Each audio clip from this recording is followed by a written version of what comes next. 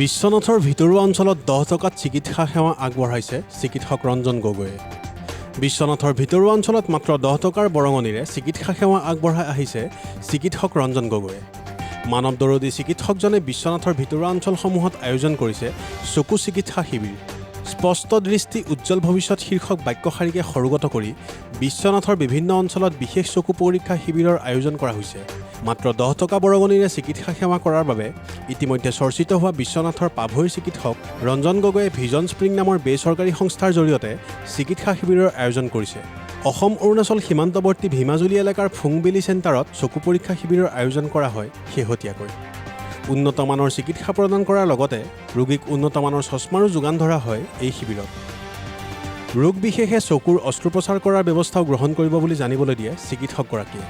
প্ৰায় শতাধিক লোকক এই চিকিৎসা শিবিৰত চকু পৰীক্ষা কৰাৰ লগতে উন্নত মানৰ চিকিৎসা প্ৰদান কৰা হয়।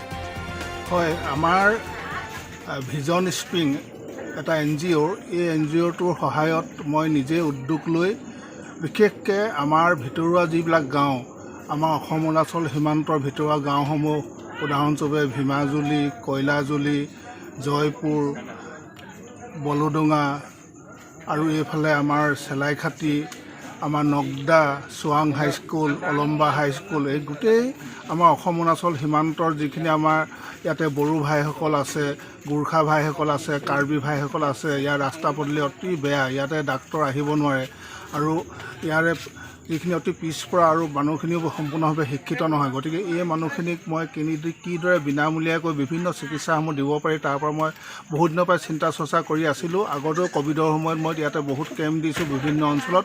এতিয়া মই বৰ্তমান বিনামূলীয়াকৈ চকু চিকিৎসা শিবিৰ পতাৰ মই চেষ্টা কৰি আছোঁ।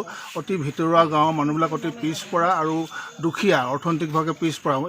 এজন চকুৰ ৰোগীয়ে কেতিয়া গৈ তেজপুৰত বা গৈ চাৰিআলিত গৈ চকু পৰীক্ষা কৰিবলৈ হ'লে 2,000-2,500 টকা খৰচ কৰে, যিটো কাৰণে এই মানুহখিনিৰ কাৰণে এইটো সম্ভৱ নহয়। সেইকাৰণে মই ভিজন স্প্ৰিঙৰ সহায় লৈ বিভিন্ন ভিতৰুৱা গাঁওবোৰত চকু চিকিৎসা শিবিৰ পাতিছোঁ।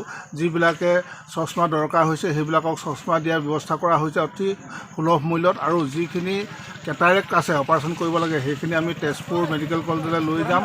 তাত আমি আয়ুষ্মান কাৰ্ড থাকিলে আমি বিনামূলীয়াকৈ চিকিৎসাৰ ব্যৱস্থা কৰাৰ চেষ্টা কৰিম। আৰু আমাৰ দক্ষিণ ফালেও য'ত সংখ্যালঘু ভাইসকল আছে সেই সংখ্যালঘু ভাইসকলৰ মাজতো মই কেইবাটাও কেম্প কৰিছোঁ। সেই মানুহখিনি অতি পিছপৰা, অশিক্ষিত আৰু নিবনুৱা লোক আছে, দুখীয়া লোক আছে। গতিকে সেইখিনিতো মই চিকিৎসা সেৱাৰ আগবঢ়াই পিনি কিছু সকাহ দিবলৈ চেষ্টা কৰিছোঁ।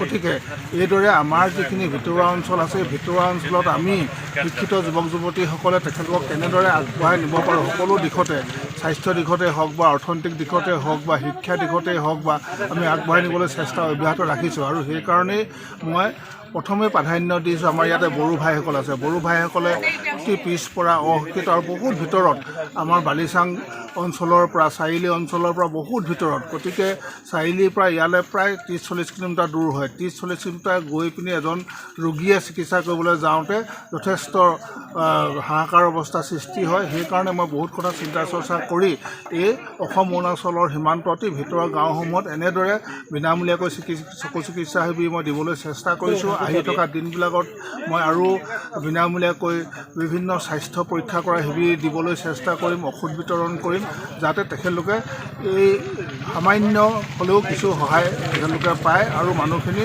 আমি স্বাস্থ্য সজাগতা শিবিৰ পাতিব লাগিব। স্বাস্থ্য সজাগতা শিবিৰ পাতি পিনি মানুহখিনি কেনেকৈ গৰ্ভৱতী মহিলাসকলে, শিশুসকলে স্বাস্থ্য কেনেকৈ যতন ল'ব লাগে বা এই গাঁৱৰ অঞ্চলৰ স্বাস্থ্য কেনেকৈ যতন ল'ব লাগে।